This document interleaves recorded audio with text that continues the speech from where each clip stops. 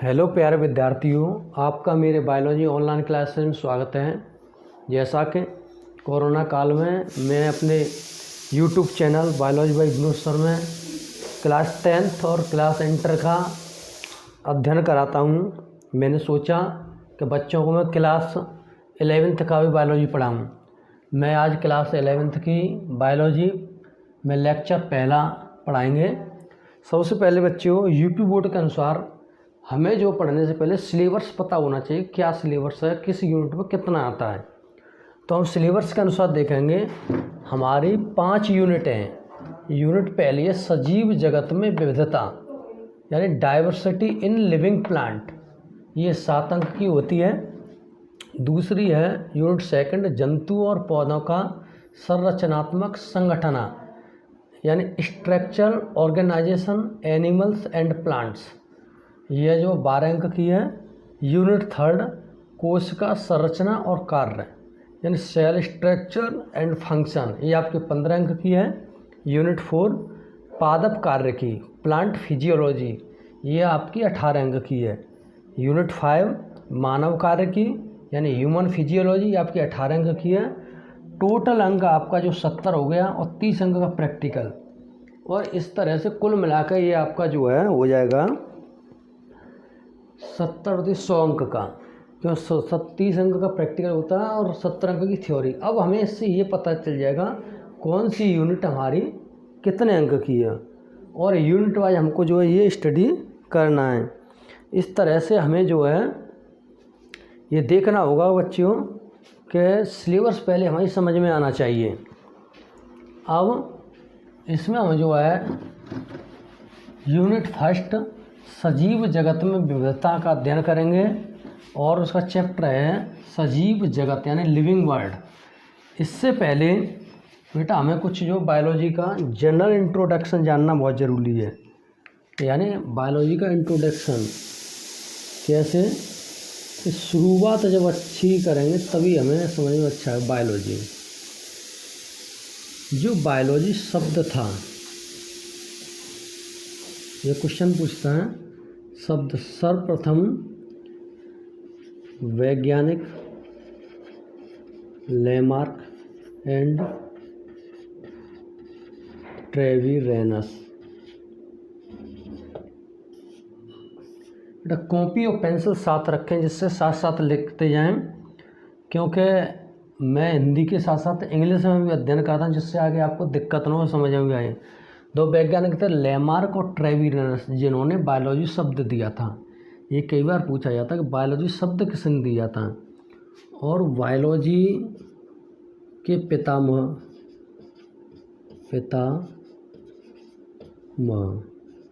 कौन कहलाए? अरस्तु। बायोलॉजी का जो पितामह उसे अरस्तु को कहा जाता है। 2 क्वेश्चन बनेंगे, आगे पूछे जाते हैं कि बायोलॉजी शब्द किसने दिया? लेमार्क एंड ट्रेविरेनस ने। बायोलॉजी के पितामह कौन कहलाए? अरस्तु। अब हम पढ़ेंगे कि बायोलॉजी के अंतर्गत हम अध्ययन किसका करते हैं। मतलब बायोलॉजी जो है, ये लिख लिया होगा, इसे साफ कर देते हैं। अध्ययन हम अंतर्गत अध्ययन किसका करेंगे, ये पढ़ेंगे बेसिकली कि बायोलॉजी ग्रीक भाषा के 2 शब्दों से मिलकर बना होता है, बायोस प्लस लोगस। 2 शब्द हैं ग्रीक भाषा के, बायोस प्लस लोगस। बायोस मीन्स होता है लाइफ, और लोगस मीन्स होता है स्टडी। ठीक है ना। एक तो हो गया, आप पढ़ेंगे तो इसे लाइफ स्टडी, यानी जीवन का अध्ययन। लाइफ माने होता है जीवन, बड़ा ध्यान से समझेंगे, प्यार से। जीवन, और स्टडी माने होता है अध्ययन।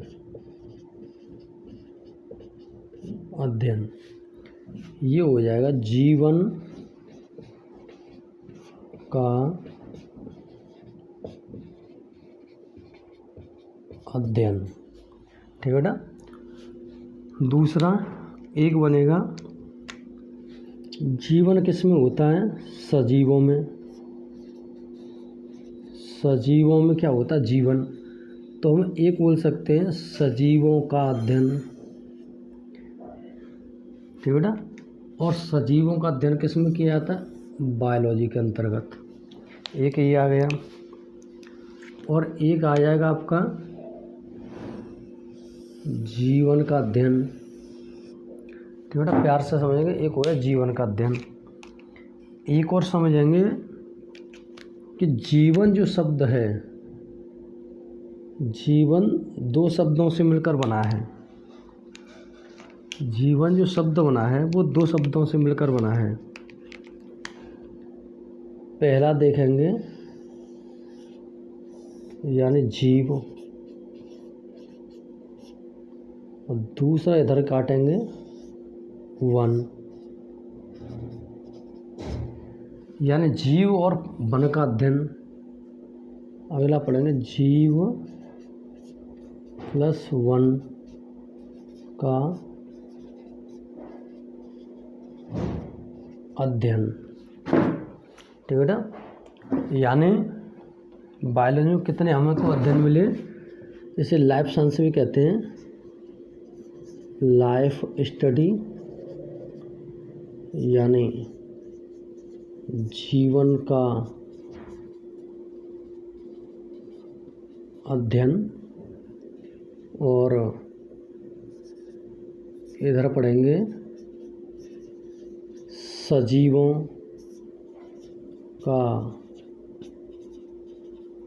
अध्ययन।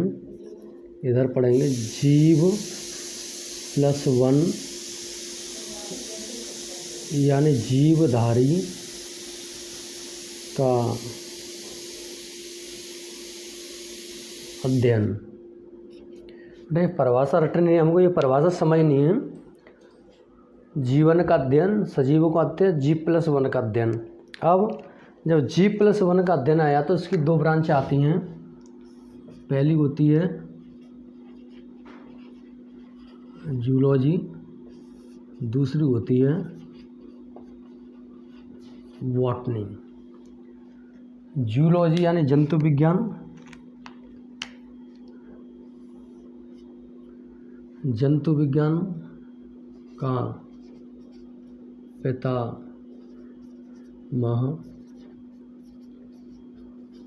अरस्तु, वनस्पति विज्ञान का पितामह थियोफ्रास्टस।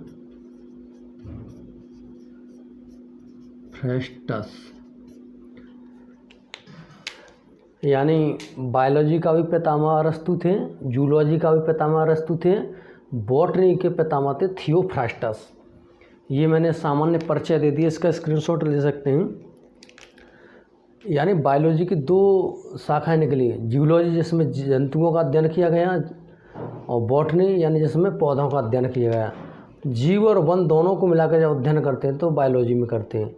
सजीवों का अध्ययन बायोलॉजी में करते हैं, जीवन का अध्ययन बायोलॉजी में करते हैं, यानी लाइफ साइंस। अब हम जो है, ये मैंने सामान्य परिचय दे दिया बायोलॉजी का।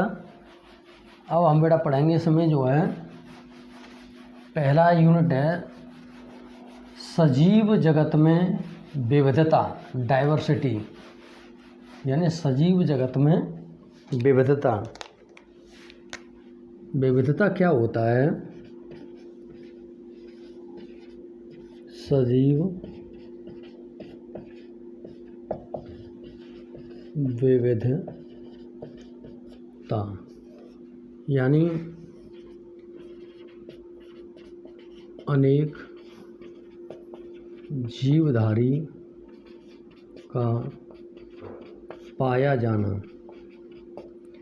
यानी अनेक जीवधारी पाए जाते हैं, अनेक जीवधारियों को पाया जाना सजीव जगत में विविधता कहलाता है। विविधता क्या कहलाता है? अनेक जीवधारियों को पाया जाना, जिसमें जंतु भी हैं, पौधे भी हैं और सूक्ष्म जीव भी हैं। यानी इनको किस तरह से रखा जाए, कैसे रखा जाए, ये सजीव जगत में विविधता होती है। अनेक जीवों में अनेक जीवों का पाया जाना। अब आता है सजीव। सबसे पहले क्वेश्चन आता है हमारा कि सजीव क्या होते हैं। सजीव क्या होते हैं। जब मैं पूछता हूँ कि सजीव क्या होते हैं, अधिकतर बच्चों का यही आंसर होगा कि सर ये श्वसन करते हैं या चल फिर सकते हैं। लेकिन एक शब्द में कह सकते हैं, यानी वे वस्तुएं जिनमें जीवन होता है, यानी वे वस्तुएं जिनमें जीवन होता है, अर्थात विभिन्न जैविक प्रक्रियाएं कर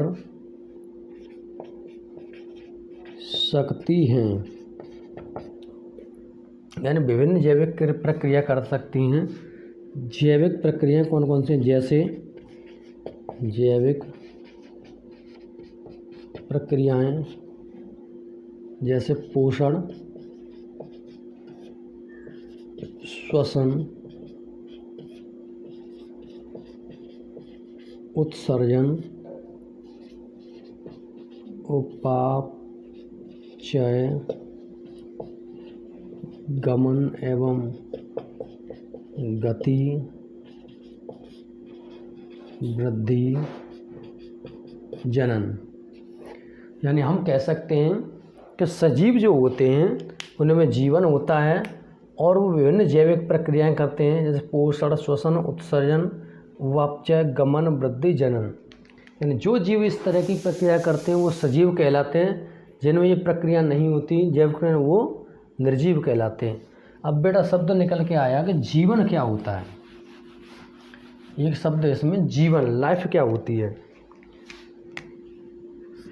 जीवन क्या होता है, यानी लाइफ।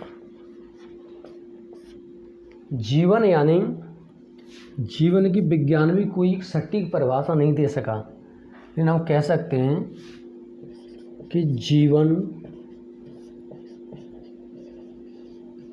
सजीवों को निर्जीवों से अलग करते हैं। यानी जीवन क्या होता है कि यानी जीवन सजीवों को निर्जीवों से अलग करता है। यानी जीवन के आधार पर हम कह सकते हैं कि सजीव जो होते हैं उसमें जीवन होता है, तो हम एक शब्द में ये बोल सकते हैं जीवन जो है सजीवों को निर्जीवों से अलग करता है। अब हम पढ़ेंगे बेटा सजीवों के लक्षण, यानी किस आधार पर कह सकते हैं कि ये सजीव है। कुछ तो उसके लक्षण होंगे। सजीवों के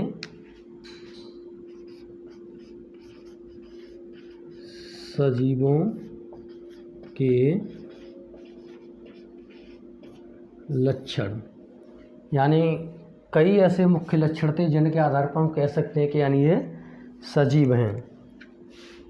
सजीवों के जो लक्षण हैं वो कई लक्षण हैं जिनके आधार पर हम कह सकते हैं यानी सजीव थे। पहला है कोशिकीय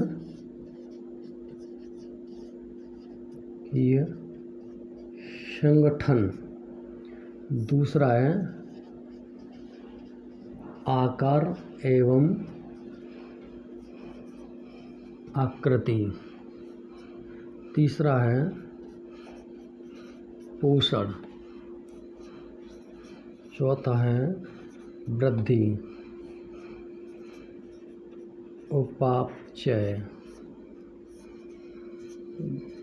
गमन एवं गति, उत्सर्जन, संवेदनशीलता, जनन। यानी ये जो सजीवों के लक्षण हैं, इन लक्षणों के आधार पर हम कह सकते हैं कि सजीव जो है निर्जीवों से किस तरह से ये सजीव हैं। सजीवों के लक्षण जो है हम अगले लेक्चर 2 में स्टडी करेंगे अच्छी तरह से, कौन कौन से सजीवों के लक्षण होते हैं। धन्यवाद।